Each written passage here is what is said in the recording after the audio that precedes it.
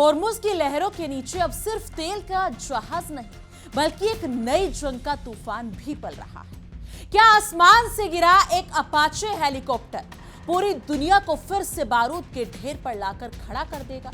आखिर ऐसा क्या हुआ कि 2 महीनों से चली आ रही संघर्ष विराम की सांसें अचानक उखड़ने लगी? अमेरिका ने हमला कर दिया, तेहरान ने बदले की चेतावनी दे दी और अब पूरी दुनिया की निगाहें पश्चिम एशिया पर टिकी।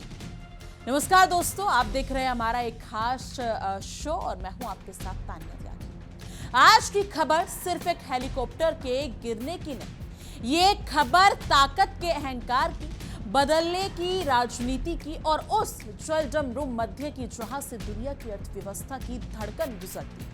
ओमान के तट के पास अमेरिकी अपाचे हेलीकॉप्टर गिरता है, वॉशिंगटन तेहरान पर उंगली उठाता है, केशम द्वीप पर धमाकों की आवाज गूंजती है और फिर ईरान कहता है अगर सुरक्षित रहना है तो हमारे इलाके से दूर रहो। सवाल यह है कि क्या ये सिर्फ चेतावनी है या जवाबी कार्रवाई या फिर युद्ध की पटकथा का अगला अध्याय?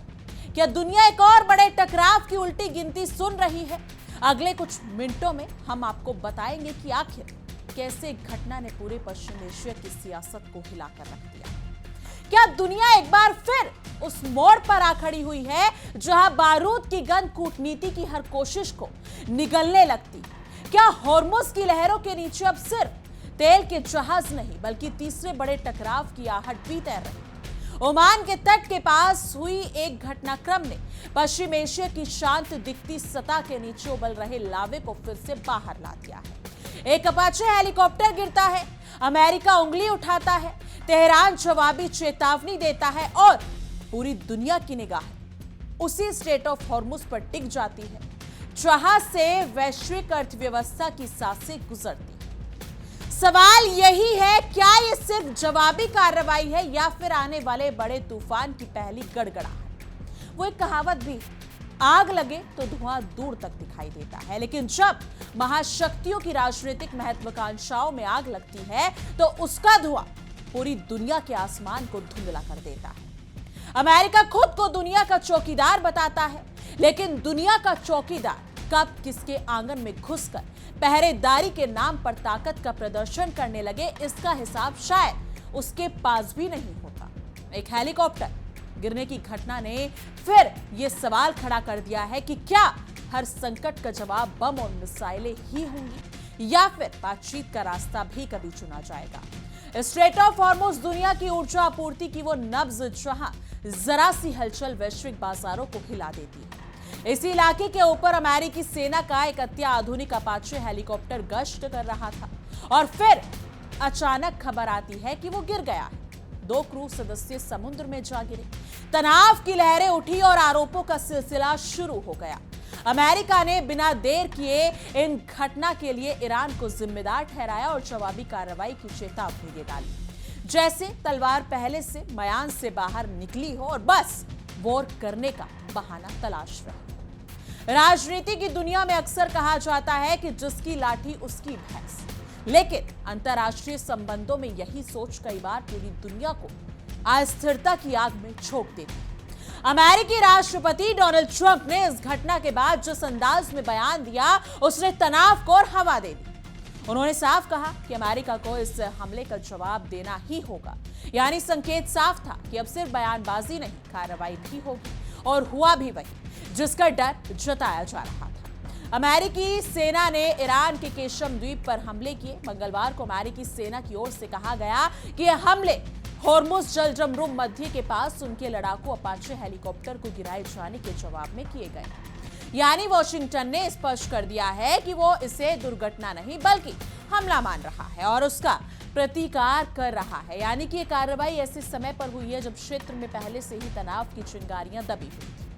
ईरान के सरकारी मीडिया ने बताया कि हॉर्मुज जलजम मध्य में स्थित केशम द्वीप पर धमाकों की आवाजें सुनी गई। ये वही अहम शिपिंग रूट है जिसका महत्व केवल क्षेत्रीय नहीं बल्कि वैश्विक है। युद्ध के दौरान इसे वास्तव में बंद कर दिया गया है और ऐसे में यहां होने वाली हर सैन्य हलचल दुनिया की चिंता बढ़ा देती है। शुरुआती रिपोर्ट के मुताबिक हमले राजधानी तेहरान में नहीं बल्कि केशम द्वीप पर हुए और जानमाल के नुकसान की कोई स्पष्ट जानकारी सामने नहीं आई। डोनाल्ड ट्रंप ने अपने बयान में कहा कि ईरान ने उनके आर्मी हेलीकॉप्टर को उस समय मार गिराया जब वो स्ट्रेट ऑफ हॉर्मुज के ऊपर गश्त कर रहा था। उन्होंने कहा कि अमेरिका के अत्याधुनिक अपाचे हेलीकॉप्टरों में से एक को निशाना बनाया गया और इसका जवाब देना जरूरी है।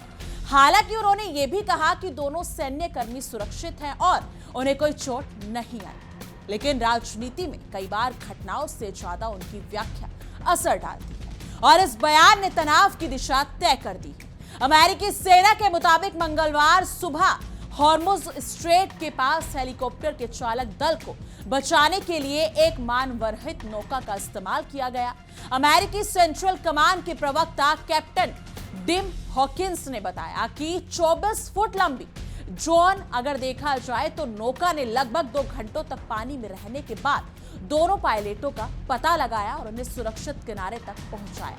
यह घटना सैन्य तकनीक की क्षमता भी दिखाती है और उस संकट की गंभीरता भी जिसमें ये सैनिक फंस गए थे।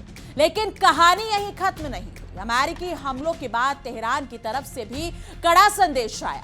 ईरान के विदेश मंत्री अब्बास अरागची ने प्रतिक्रिया देते हुए कहा कि अगर आप सुरक्षित रहना चाहते हैं तो हमारे इलाके से चले जाएं।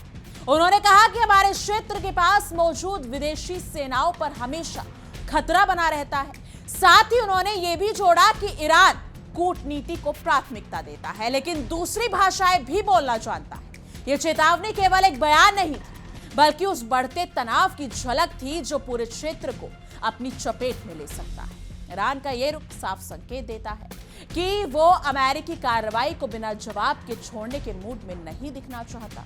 हालांकि उसने कूटनीति की बात भी दोहराई लेकिन शब्दों में दृढ़ता साफ दिखाई दी। जब कोई देश कहता है कि वो दूसरी भाषाएं भी बोलना जानता है तो अंतरराष्ट्रीय राजनीति में उसका मतलब अक्सर जवाबी विकल्प खुले रखने से लगाया जाता है। 2 महीने से चल रहे संघर्ष विराम पर अब अनिश्चितता के बादल मंडराने लगे हैं। हेलीकॉप्टर के गिराए जाने और उसके बाद अमेरिकी सेना के हमले ने उस नाजुक संतुलन को झटका दिया है जिसे बनाए रखने की कोशिश की जा रही थी। हालिया दिनों में हॉर्मुज के आसपास अमेरिका और ईरान के बीच गोलीबारी की घटनाएं सामने आई और लेबनान में इजराइल के हमलों ने भी क्षेत्रीय तनाव को बढ़ाया।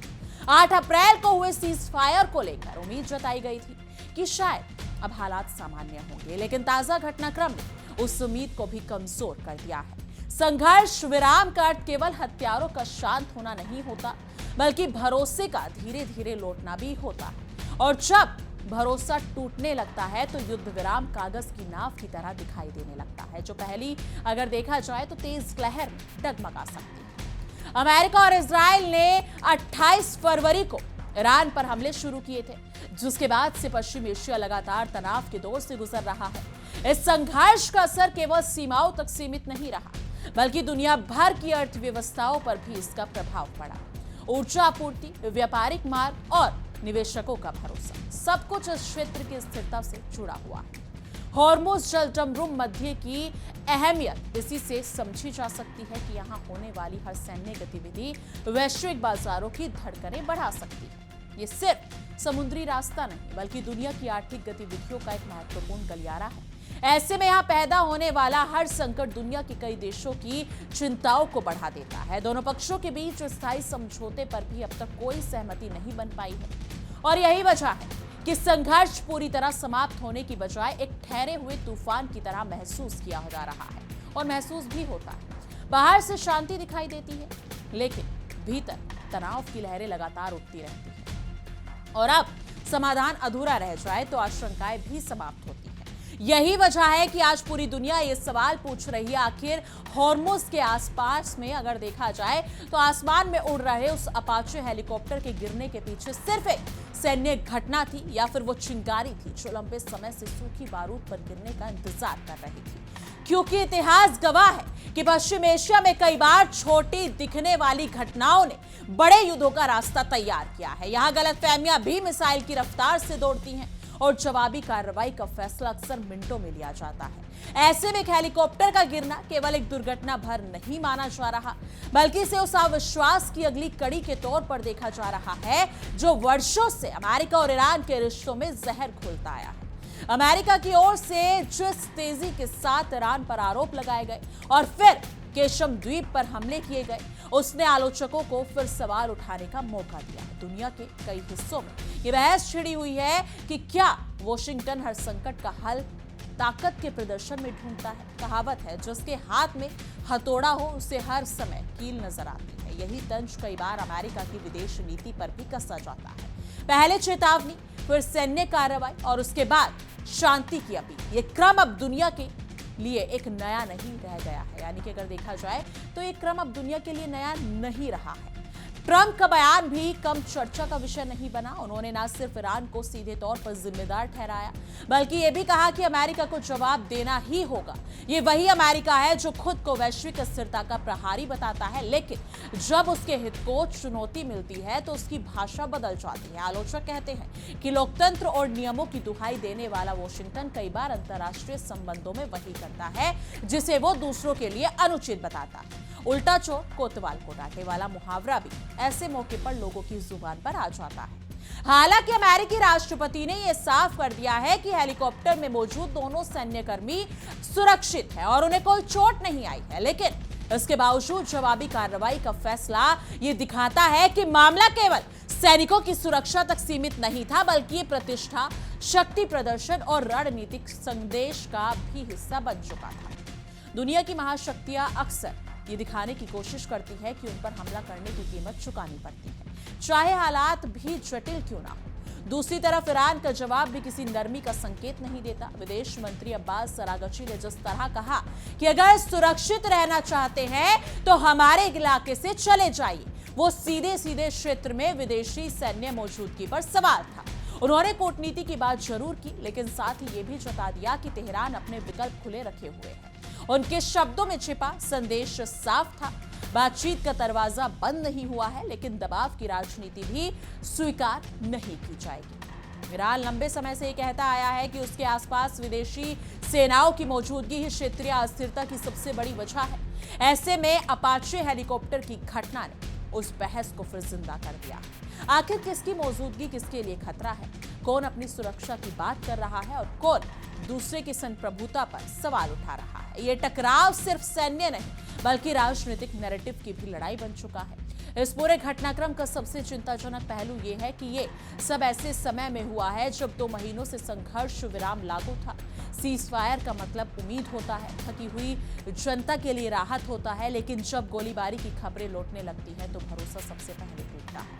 कहावत है, दूध का जला छाछ भी फूक फूक कर पीता है, और पश्चिम एशिया के लोग शायद अब हर शांति समझौते को इसी नजर से देखने लगे। लेबनान में इजरायली हमलों और हॉर्मुज के आसपास अमेरिका ईरान के बीच बढ़ते तनाव ने दिखा दिया है कि संघर्ष विराम की नींव अभी मजबूत नहीं हुई। ऊपर से शांति का आवरण था, लेकिन भीतर अविश्वास की दरारें बनी हुई। अब सवाल यह है कि क्या ये दरारें भर पाएंगी या फिर यही दरारें नई जंग का रास्ता खोल देंगी। पश्चिम एशिया में छिड़ने वाला हर संघर्ष सिर्फ वहां के देशों तक सीमित नहीं रहता। तेल बाजारों की हलचल, समुद्री व्यापार मार्गों की चिंता और निवेशकों की बेचैनी पूरी दुनिया को प्रभावित करती है। इसलिए स्ट्रेट ऑफ हॉर्मुज में होने वाली हर घटना को दुनिया सांस रोककर देखती है।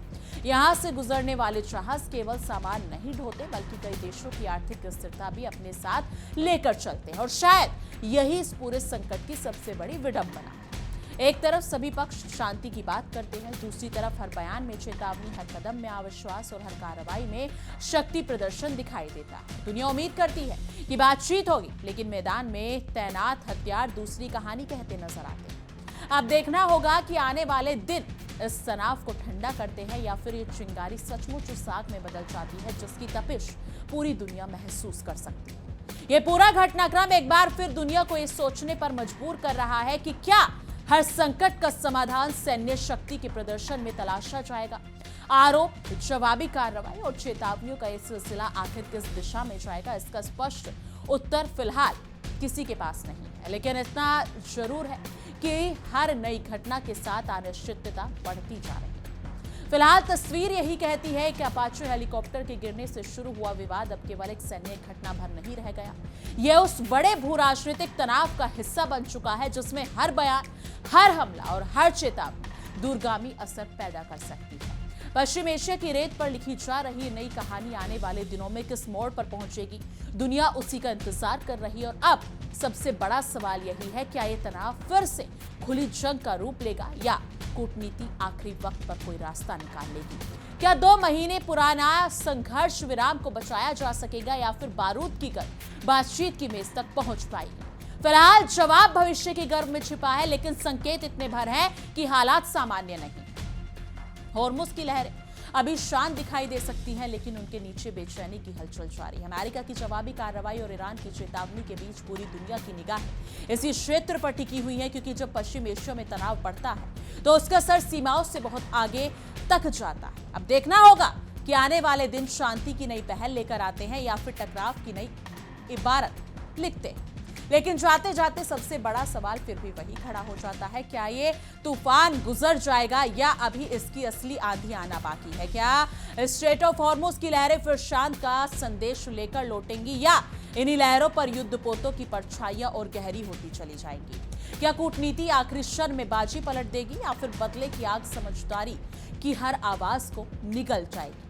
इतिहास गवाह है कि कई बार युद्ध गोलियों से पहले शब्दों में शुरू होते हैं, चेतावनियां बढ़ती है, आरोप तेज होते हैं, जवाबी कार्रवाई होती है और फिर दुनिया को पता चलता है कि वो एक नए संकट के दरवाजे पर खड़ी है। फिलहाल अपाचे हेलीकॉप्टर का मलबा समुद्र में पीछे छूट चुका है, लेकिन उसके बाद उठे सवाल अभी भी हवा में तैर रहे हैं। अमेरिका अपनी कार्रवाई को जवाब बता रहा है, ईरान अपने रुख को चेतावनी कह रहा है और दुनिया सांस रोककर अगले कदम का इंतजार कर रही है।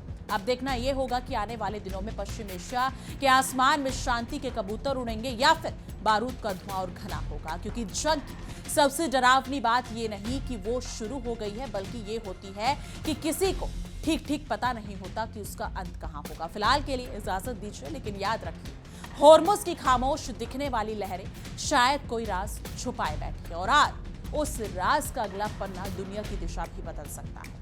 लेकिन इस मुद्दे पर आपकी क्या कुछ राय है? आपको क्या लगता है जिस हिसाब से स्थिति बनी हुई है तो आने वाले दिनों में क्या कुछ हो सकता है, ये तो वक्त ही बताएगा। लेकिन इस मुद्दे पर आपकी क्या कुछ राय है, कमेंट सेक्शन में जरूर साझा कीजिएगा। बाकी देश और दुनिया की तमाम बड़ी खबरों के लिए देखते रहिए इंडिया डेली और हमारा खास शो। देखिए इंडिया डेली 24/7 अब आपकी स्मार्ट टीवी पर। इंडिया डेली मौजूद है सभी डिजिटल प्लेटफॉर्म पर लाइव और लगातार। इंडिया डेली 24/7 हर दिन राष्ट्र को समर्पित।